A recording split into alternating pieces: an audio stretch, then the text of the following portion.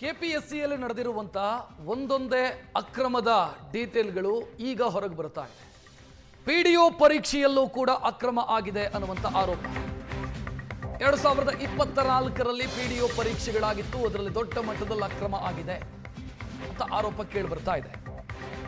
ಈ ಆರೋಪ ಸೃಷ್ಟಿಯಾಗೋದಕ್ಕೆ ಏನು ಕಾರಣ ಅಂತಂದ್ರೆ, ಪಿಡಿಒ ಎಕ್ಸಾಮ್ ಅನ್ನ ಕೆಪಿಎಸ್ಸಿ ಮಾಡಿತು, ವಿಲೇಜ್ ಅಕೌಂಟೆಂಟ್ ಎಕ್ಸಾಮ್ ಅನ್ನ ಕೆಇಎ ಮಾಡಿತು.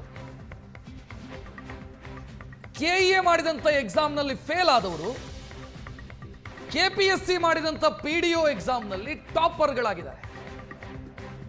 ಹೆಂಗ್ ಸಾಧ್ಯ ಅನ್ನೋದು ಪ್ರಶ್ನೆ ಈಗ. ಗ್ರಾಮ ಲೆಕ್ಕಾಧಿಕಾರಿ ಎಕ್ಸಾಮು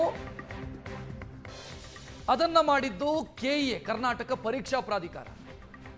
ಪಿಡಿಒ ಎಕ್ಸಾಮ್ ಆಗಿದ್ದು ಕೆಪಿಎಸ್ಸಿ ಅಂಡರ್ ಅಲ್ಲಿ. ಅಲ್ಲಿ ಗ್ರಾಮ ಲೆಕ್ಕಾಧಿಕಾರಿ ಪರೀಕ್ಷೆಯಲ್ಲಿ ಫೇಲ್ ಆದವರು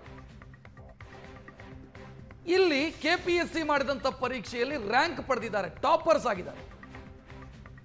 ಸೊ ಇದು ಅನುಮಾನಕ್ಕೆ ಕಾರಣ ಆಗ್ತಾ ಇದೆ. ಏನ್ ಕರಾಮತ್ತು ನಡೆದಿದೆ ಇಲ್ಲಿ? ಪಿಡಿಒ ಲೆಕ್ಕಾಚಾರ ತೆಗೆದ್ರೆ ಗೋಕಾಕ್ ಮತ್ತು ಮೂಡಲಗಿ ತಾಲೂಕಲ್ಲಿ ಅತಿ ಹೆಚ್ಚು ಅಭ್ಯರ್ಥಿಗಳ ಆಯ್ಕೆ ಆಗಿದ್ದಾರೆ. ಒಂದೇ ತಿಂಗಳ ಅಂತರದಲ್ಲಿ 2 ಎಕ್ಸಾಮ್ ಆಗಿದೆ, ಆದರೆ ಒಂದರಲ್ಲಿ ಫೇಲು ಅಥವಾ ಪಾಸ್ ಆಗೋದಕ್ಕೆ ಸಾಧ್ಯ ಆಗಿಲ್ಲ, ಮತ್ತೊಂದರಲ್ಲ ಅವರು ಟಾಪರ್ಸು. ಇದು ಹೇಗೆ? ಇದರಲ್ಲೇನೋ ಕರಾಮತ್ತಾಗಿದೆ, ತನಿಖೆ ಮಾಡಿ ಅಂತ ಆಗ್ರಹಿಸ್ತಾ ಇದ್ದಾರೆ ಎಕ್ಸಾಮ್ ಬರೆದಂತೂ. ನಾವು ಏನು ಮಾಡಿದ್ದೆವಪ್ಪ ಅಂದ್ರೆ, ಸರ್ಕಾರಕ್ಕೆ ಮಾನ್ಯ ಮುಖ್ಯಮಂತ್ರಿಗಳು ಡಿ ಕೆ ಶಿವಕುಮಾರ್ ಅವರ ಹತ್ರ ನಾವು ಭೇಟಿಯಾಗಕ್ಕೆ ಹೋಗಿದ್ದೀವಿ.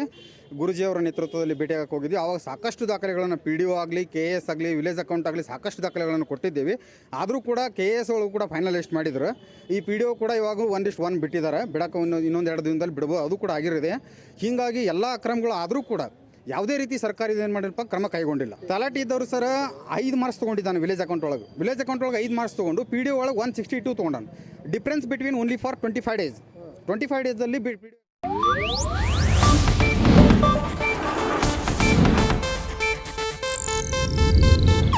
ಇದು ಏಷ್ಯಾನೆಟ್ ನ್ಯೂಸ್ ನೆಟ್ವರ್ಕ್ ಪ್ರಸ್ತುತಿ.